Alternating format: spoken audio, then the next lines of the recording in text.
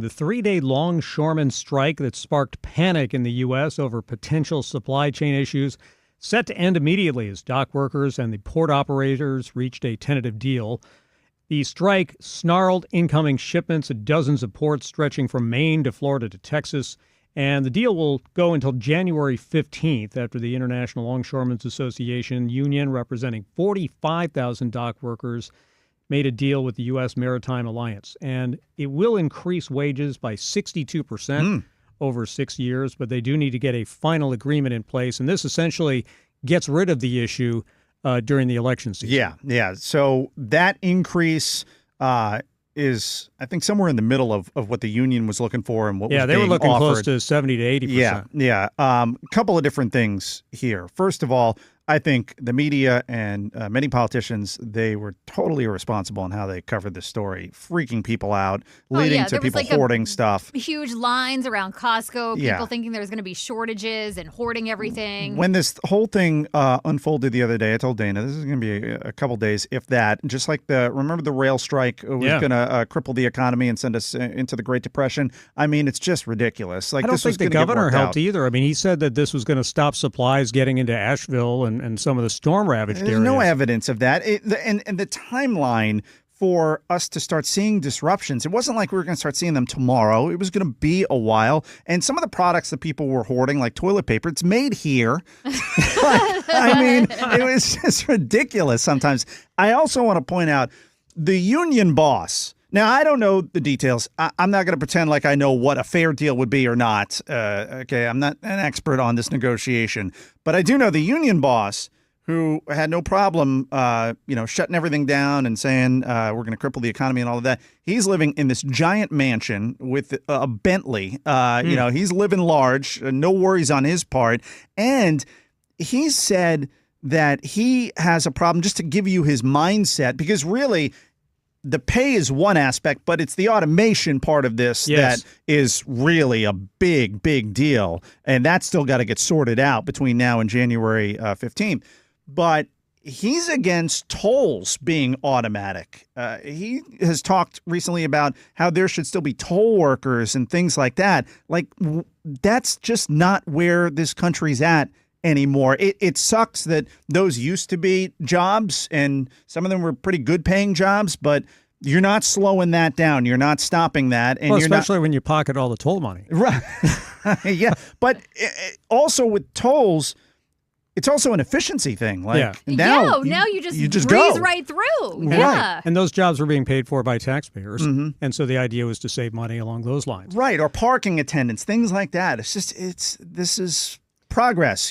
Some of those jobs, they end up going away. It obviously sucks for those in that industry, but then new other opportunities open up. Like with AI things, I've said that one of the things I want my son to get into is like learning how to use AI, how to program it and stuff like that, because that's the future. Yeah, and these ports, these port workers, I'm sure they do incredible work. Oh, yeah, it's a hard job. I'm also sure that automation will probably make things more efficient at times and maybe speed things up. I mean, we saw a deal struck on the West Coast. That's why this is only an East Coast and Gulf Coast event. Because they had to deal with the same thing over there. Pay and automation. They came up with a deal that worked for everybody, and I would think they would do it here. But the idea that you're just going to stop automation from happening at these ports, that's not going to happen. So this union guy has a Bentley? Yeah. Well, did he offload it from the ship himself? I don't know, maybe, but the workers did. Yeah, he's living pretty well. But look. This is like with so many other things. It's a balancing act between jobs and industries that you want to hang on to, but also, not preventing progress from happening. I mean, think about some of the industries that are going to be disrupted in the future. Uber is a big deal right now. There are a lot of people that rely on Uber, for income. Well, eventually, cars, they're going to be automated. I think we're pretty far away from that. At least I hope so. But it's on the horizon. Yeah, you know what I mean? Like, and you're seeing with AI, different jobs being impacted, other jobs being opened up. I mean, it's a disruptive time. Automation's part of it, but it's, also they're looking at the income inequality. People at the top in those industries making a lot of money. Yeah. Well, and they want their fair share. And also the union bosses, too. Yeah, he's doing pretty plenty. well. Yeah, that Bentley looks nice. What else is going on, Chris? So President Biden visited Florida and Georgia on Thursday to survey damage to the states caused by Hurricane Helene last week. But the two Republican governors of those states, Ron DeSantis and Brian Kemp, were not around to greet him. The president on a 2-day tour of southeastern states, the death toll now at 215 after it ripped through the southeast.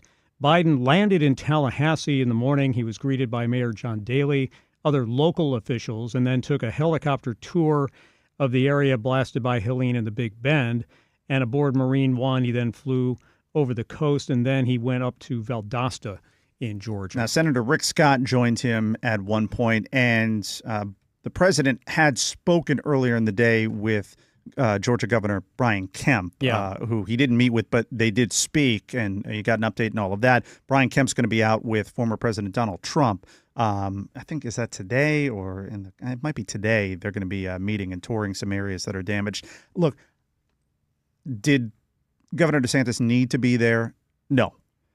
I tend to think in the aftermath of these kinds of situations, it's just good for the community to see people who are part of different parties, leaders who have different mindsets coming together in a unified fashion, just to send that message that, politics is not impacting we're working this recovery together to help whatsoever. Yeah, so I think that message is really important, but we are in a place these days with our politics where you sometimes don't even have that. At least in this state. Yeah. I mean, all the governors of the affected states at least talk to the president on the phone. Mm-hmm. Governor DeSantis is the only one who didn't even do that. Right. Now, I think it's a political calculation. I mean, I think, honestly, he's going to run for something else in the future. Oh, no doubt. And he did not want to be on video being seen with Joe Biden. I mean, that's just the way I look at it. I'm not sure what the actual motivation was, but his statement yesterday was just so short and non-explanatory that I just don't know if I believe what he was saying there. No, there was, I don't think there was any legitimate reason for him to not be there with President Biden, aside from he just didn't want to be there with him. Yeah, he couldn't be bothered. Photograph with him or anything like that. Is it the biggest deal in the world? No. I think Florida's response to the storm has been solid. I think the governor's done a good job. But interestingly, though, we were not the worst hit. No. You wouldn't have thought that when you see a Category 4 heading to our shore. It's just unbelievable what's happened to the other states. Yeah. All right, Chris Trankman with today's top stories. Chris, thanks so much. Thank you.